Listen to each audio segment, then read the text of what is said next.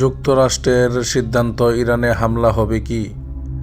CBS নিউজে বলা হয়েছে, আজকে ট্রাম্প এখনও সিদ্ধান্ত দেননি। যুক্তরাষ্ট্রের প্রেসিডেন্ট ডোনাল্ড ট্রাম্প ইরানের সামরিক হস্তক্ষেপ বা হামলা বিষয়ে চূড়ান্ত সিদ্ধান্ত এখনও নেননি, কিন্তু তিনি সময়সীমা ঠিক করেছেন যে পরের 10 দিনের মধ্যে সিদ্ধান্ত জানাবেন।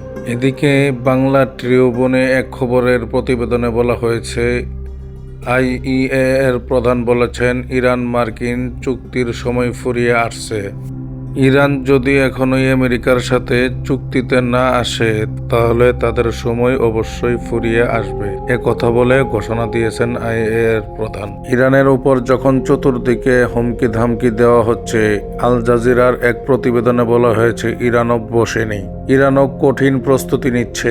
ইরানের পারচিন মিলিটারি কমপ্লেক্সে কংক্রিট শিল তৈরি করা হচ্ছে। এটি সম্ভবত বায়ুযুদ্ধ আক্রমণ থেকে রক্ষা পেতে নেওয়া পদক্ষেপ। আল জাজিরা এই খবরটি নিশ্চিত করেছে। এদিকে বিবিসি বাংলা এক প্রতিবেদনে জানিয়েছে, ইরানের সঙ্গে উত্তেজনা বাড়ার মধ্যেই সিরিয়া থেকে সেনা প্রত্যাহার করছে মার্কিন যুক্তরাষ্ট্র। মার্কিন যুক্তরাষ্ট্র আগামী কয়েক মাসের মধ্যে সিরিয়া থেকে তাদের অবশিষ্ট বাহিনীর বড় অংশ প্রত্যাহারের প্রস্তুতি নিচ্ছে বলে বিবিসিকে জানিয়েছেন হোয়াইট হাউসের একজন জ্যেষ্ঠ কর্মকর্তা। এই কর্মকর্তা বলেন, সিরিয়ার ভেতরে সন্ত্রাস বিরোধী লড়াইয়ের নেতৃত্ব এখন দেশটির সরকারই দেবে এবং বৃহৎ পরিসরে মার্কিন সামরিক উপস্থিতির আর কোনো প্রয়োজন নেই।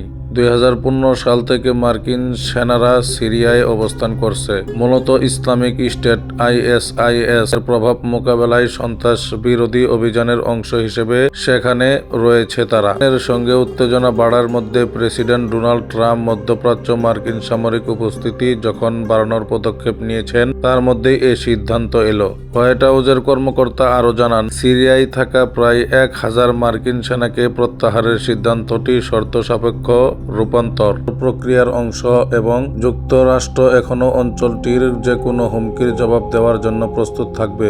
ওয়াল স্ট্রিট জার্নালে প্রথম প্রকাশিত এই খবরটি এমন সময় আসে যখন মধ্যপ্রাচ্যে, বিশেষ করে ইরানের কাছাকাছি মার্কিন সামরিক উপস্থিতি উল্লেখযোগ্যভাবে বৃদ্ধি পেয়েছে। বিবিসি ভেরিফাই নিশ্চিত করেছে যে যুক্তরাষ্ট্রের বিমানবাহী রণতরী ইউএসএ আব্রাহাম লিঙ্কন, যাতে গাইডেড মিসাইল, ডেস্ট্রয়ার এবং অসংখ্য যুদ্ধবিমান রয়েছে, ইরানের নিকটবর্তী এলাকায় অবস্থান করছে সেগুলো।